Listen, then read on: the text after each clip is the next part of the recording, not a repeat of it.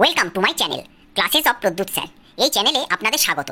যারা চ্যানেলে নতুন এসেছেন তারা অবশ্যই চ্যানেলটিকে সাবস্ক্রাইব করে দেবেন। হ্যালো বন্ধুরা, আজ আমি তোমাদের জন্য তৃতীয় শ্রেণীর আমাদের পরিবেশ বইয়ের ভিডিও নিয়ে হাজির হয়ে গেছি। ক্লাস 3 ছোট ছোট বন্ধুদের জন্য এই ভিডিওটা কিন্তু ভীষণ গুরুত্বপূর্ণ হতে চলেছে। তাহলে চলো আমি আজকের ভিডিওটা শুরু করি। এই বইটার আজকে একদম প্রথম থেকে ভিডিও শুরু করছি। আজকে 1 নম্বর পৃষ্ঠা থেকে কিন্তু এই বইটার ভিডিও হবে। প্রথমে দেখো ছবিটা তোমরা ভালো করে দেখে নাও, তোমাদের বই থেকে তোমরা দেখে নিতে পারবে। দেখো, রোজ বিকেলে নানা খেলা। আমরা আগে ভালো করে পড়ি, উচ্চারণগুলো ভালো করে তোমরা দেখে নাও। ক্লাসে এসে দিদিমণি বললেন, কাল বিকালে কি কি খেলা হলো? বিমল হেসে বলল, আমরা ফুটবল খেলেছি। তিতলি বলল, জানেন দিদি, ও খুব ভালো খেলে। ফুটবল খেলায় পায়ের কাজ অনেক বেশি, খুব ছুটতে হয়। হামিদ বলল, দিদি আমরা ক্রিকেট খেলেছি। রিনা বলল, ক্রিকেট খেলায় হাত ও পা দুয়েরই কাজ, অনেক কাজ, তাই না দিদি? ব্যাট বল করা, রান নেওয়া, ফিল্ডিং করা সবেতেই হাত ও পায়ের কাজ। বিনা বলল, আমরা কাল এক্কা দোক্কা খেলেছি। এক পায়ে লাফাতে গেলে পায়ের কাজ আরও বেশি হয় জিজ্ঞেসে করছে। পায়ের পাতা, গোড়ালি, হাঁটু সবেরই কাজ হয়। আমিনা বলল, তবে লুকোচুরি খেলতেও খুব ছুটতে হয়। সাবিনা বলল, আমি রোজ স্কিপিং করি। স্কিপিং মানে তোমরা জানো তো, লাফান্দড়ি। তাতেও পুরো শরীরের কাজ হয়। নিশ্চয়ই, স্কিপিংয়ে আঙুল, কবজি, কনুই, কাঁধ সবেরই অনেক কাজ হয়। তাছাড়া পায়ের কাজ তো আছেই। এবারে কি দিয়েছিল দেখো, তোমাদের বলা হয়েছিল নিচের হাত এবং পায়ের নানা অংশের ছবি আছে, সেগুলো কোনটা কি কাজ করে পাশে, ছবির পাশে লিখতে বলেছে। তাহলে কোনটা কি কাজ করে? প্রথমে দেখো, এই হাতের এই অংশটা দেখাচ্ছে। তাহলে কি কাজ করে? এখানে দেখো কি কাজ করে। তাহলে বিভিন্ন রকম কাজকর্ম করতে বা কাউকে ডাকতে কিন্তু আমাদের হাতটা কিন্তু দরকার হয়। যে আমরা এই যে হাতটা এরম নেড়ে ডাকি বা ইশারা করি, তাই না? বা কোনো রকম কাজকর্ম করতে কিন্তু দরকার হয়। নেক্সট হচ্ছে দেখো, এরমভাবে যদি আমি হাতটা করবো, তখন দুটো আঙুল ধরবো, তখন কী করবো? সচরাচর লেখা, ছবি আঁকা, সূচে সুতো পরানো ইত্যাদি কাজ কিন্তু করা যায় এইভাবে। এবার দেখো, এই কবজিটা যেভাবে খুশি হাতকে ঘুরিয়ে কোনো কিছু ধরা যায়, যে কোনোভাবে হাতকে এরম ঘোরানো যায়, এরম ঘোরানো যায়, এরম ঘোরানো যায়, তাই না, কবজি দিয়ে। নেক্সট হচ্ছে এরমভাবে আমরা কি কাজ করব? কোনো সাইকেল বা বাইকের হ্যান্ডেল ধরা বা দরজার হাতল ধরতে ব্যবহার করা, এরমভাবে হাতল ধরে দরজা খুলতে, বন্ধ করতে। নেক্সট হচ্ছে এখানে কনুইটা দেখো, হাতকে সহজে ভাঁজ করা এবং বিভিন্ন কাজ করা যায়, সহজে ভাঁজ করা যাবে, বিভিন্ন কাজও করা যাবে এই কনুইটার জন্য। নেক্সট হচ্ছে পায়ের এই হাঁটু অংশটা পাকে ভাঁজ করতে এবং খুলতে সাহায্য করে। নেক্সট হচ্ছে দেখো, পায়ের এই পাতার অংশটা, সামনের পাতার উপর ভর দিয়ে হাঁটতে এবং দৌড়তে পারি এই অংশটা।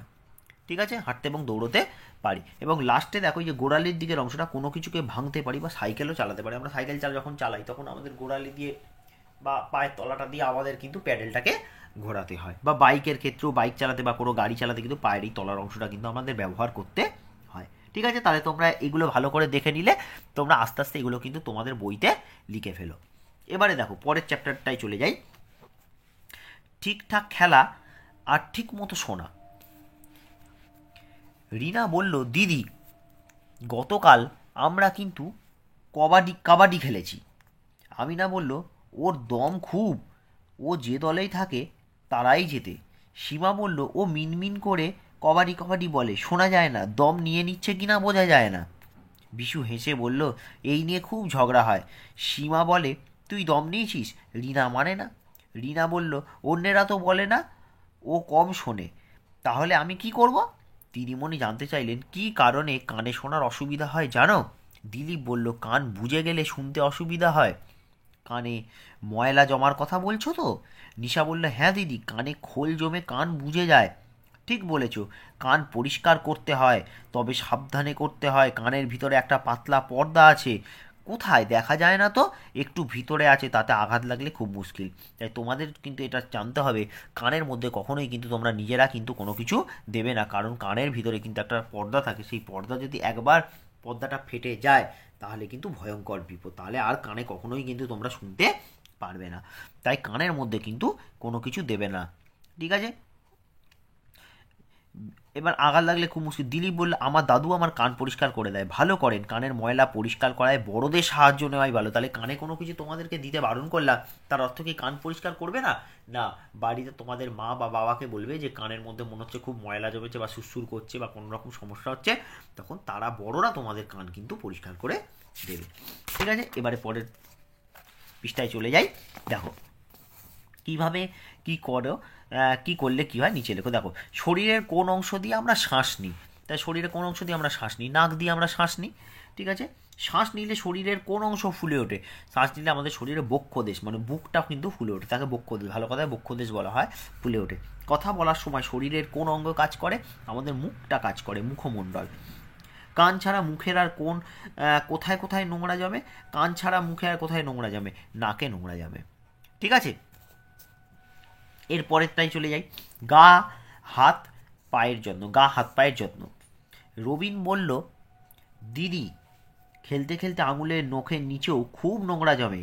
আমিনা বলল, নখ পরিষ্কার করা সহজ, প্রথমে নেল কাটার দিয়ে নখ কাটবি, তারপর সাবান দিয়ে ধুয়ে নিবি। দিদিমণি বললেন, ঠিক বলেছ, সাবান লাগাবে, তারপর নখগুলো একটু ঘষে নেবে। রিনা বলল, দিদি নেল কাটার কথাটা ইংরেজি তাই না? হ্যাঁ, নেল তো নখ, নেল কাটার, এই যে নেল ইংরেজি, নেলের বাংলাই হচ্ছে নখ, ঠিক আছে। আর যা দিয়ে কাটা হয় সেটা কাটার। রিজু বলল, ব্লেড দিয়েও নখ কাটা যায়। রিনা বলল, তা যায়, তবে খুব সাবধানে কাটতে হয়, নইলে আঙুল কেটে যেতে পারে। আমার ঠাকুরদা নড়ুন দিয়ে নখ কাটে। আচ্ছা, কান আর নখ ছাড়া গায়ের আর কোথায় নোংরা জমে? অসীমা বলল, হাতে পায়ে গায়ের চামড়ায় যেখানেই ভাঁজ দেখো সেখানেই নোংরা জমে। এমন কি যেখানে তোমাদের চোখ যায় না সেখানেও নোংরা জমে? পিঠে, ঘাড়ে, কানের পিছনে, এগুলো আমরা দেখতে পাই না, পিঠে বা ঘাড়ে বা কানের পিছনে অংশগুলো আমরা দেখতে পাই না, তাহলে সেখানেও নোংরা জমে। দিলীপ বলল, কনুইতে জমে, পায়ের পাতায়ও নোংরা জমে। শীতকালে পায়ের পাতা নোংরা হলে খুব মুশকিল, পায়ের চামড়া ফেটে যায়। হেনা বলল, গোড়ালিতেও নোংরা জমে, শীতকালে ফেটে যায়, সাবান দিয়ে ওই জায়গাগুলো পরিষ্কার করতে হয়। দীপিকা বলল, সাবান মাখার পর হাত দিয়ে ঘষে ধুতে হয়, তাহলেই চামড়া পরিষ্কার হয়ে যায়। জুলেখা বলল, তারপর একটু তেল মাখলে আরও ভালো হয়। অনেক কিছুই তোমরা জানো দেখছি। সবাই নিয়মিত মাথা, গা হাত পা পরিষ্কার করবে, নখ বড় হলে কাটবে। তাহলে আমাদের এইগুলো কিন্তু অবশ্যই কিন্তু তোমাদেরকে এগুলো মেনে চলতে হবে। নখ বড় হলে কিন্তু নখ কেটে ফেলতে হবে, কেননা নখের মধ্যে নালে যে ময়লাগুলো থাকবে সেই ময়লাগুলো খাবারের সঙ্গে তোমাদের পেটে চলে যাবে। তাই জন্য কিন্তু খুব এইখানে যে কথাগুলো তোমাদেরকে বলা হয়েছে যে নখ, গা হাত পা সব পরিষ্কার রাখা, এগুলো কিন্তু তোমরা অবশ্যই নিয়মিত কিন্তু এগুলো পরিষ্কার পরিচ্ছন্ন রাখবে বা করবে। ঠিক আছে, এবারে দেখো নিচে কি দেওয়া রয়েছে। নখ, মাথা, গা হাত পা পরিষ্কার করতে গিয়ে কী কী সমস্যা হয়েছে দেখেছো বা হতে পারে নিচে লেখো। দেখো, শরীরের অংশ হচ্ছে নখ, কী সমস্যা হয়েছে? দেখো, বড় হওয়ায় নখে ময়লা জমেছে। কীভাবে তা মিটেছে? নখ কেটে ছোট করা হয়েছে, তাহলে নখের মধ্যে আর ময়লাটা জমবে না। নেক্সট, শরীরের অংশ হচ্ছে মাথা, মাথায় কী হয়? মাথা চুলের মধ্যে খুশকি হয়েছে, ঠিক আছে, তাহলে সে খুশকি মানে এক ধরনের নোংরা, তাহলে করতে গেলে কী করতে হবে? তা কীভাবে তা মিললো না? শ্যাম্পু করা হয়েছে, তাহলে শ্যাম্পু করলে খুশকি চলে যাবে। নেক্সট হচ্ছে গা, মানে শরীরে কী হচ্ছে? ময়লা জমেছে, ভালো করে সাবান মেখে স্নান করা হয়েছে, তাহলে ময়লাগুলো ধুয়ে চলে যাবে। নেক্সট হচ্ছে হাত পা, দেখো পায়ের গোড়ালি ফেটেছে, তাহলে ভালো করে প্রথমে পরিষ্কার করতে হবে, তাহলে ভালো করে পরিষ্কার করে ক্রিম লাগানো হয়েছে যাতে সেই জায়গাটা নরম থাকে, বা ক্রিম বা তেল এই ধরনের কিছু লাগিয়ে কিন্তু অবশ্যই মোজা পরে থাকতে হবে যাতে সেই ফাটাগুলোর মধ্যে কোনোভাবেই না নোংরা ঢুকে ইনফেকশান না হয়ে যায়। ঠিক আছে, তাহলে তোমরা ভালো করে বুঝলে। আজকে আমি তোমাদেরকে এই 3টে চ্যাপ্টার পড়ালাম, নামগুলো আমি আরেকবার দেখিয়ে দিচ্ছি। রোজ বিকেলে নানা খেলা, ঠিকঠাক খেলা আর ঠিক মতো শোনা, আর হচ্ছে গা হাত পায়ের যত্ন। ঠিক আছে, তাহলে আমার এই ভিডিওতে এই 5 নম্বর পৃষ্ঠা পর্যন্তই তোমাদের জন্য থাকলো। ভিডিওটা যদি ভালো লেগে থাকে তাহলে ভিডিওটাতে অবশ্যই একটা লাইক করে দিও, কমেন্ট বক্সে লিখে জানিও ভিডিওটা তোমাদের কেমন লেগেছে। কিছুদিন এই বইটার ওপর পরপর ভিডিও কিন্তু আমি তোমাদের জন্য নিয়ে আসবো, কারণ এই বইটার ভিডিও আমি একেবারেই শুরু করিনি, ফলে যারা এই বইটা একটু পড়তে অসুবিধা হচ্ছিল তাদের ক্ষেত্রে হয়তো কিছুটা সমস্যা হয়ে দেখা দিয়েছে, বা এই অনুশীলনীর কাজগুলো হয়তো কিছুটা তাদের কাছে সমস্যা হয়ে দেখা দিয়েছে, তাই আমি যত দ্রুত পারবো বইটা বেশ কিছুটা অংশ তোমাদের জন্য এগিয়ে দেবো। আর আমার চ্যানেলে যদি নতুন এসে থাকো তাহলে অবশ্যই চ্যানেলটাকে কিন্তু সাবস্ক্রাইব করে দিও।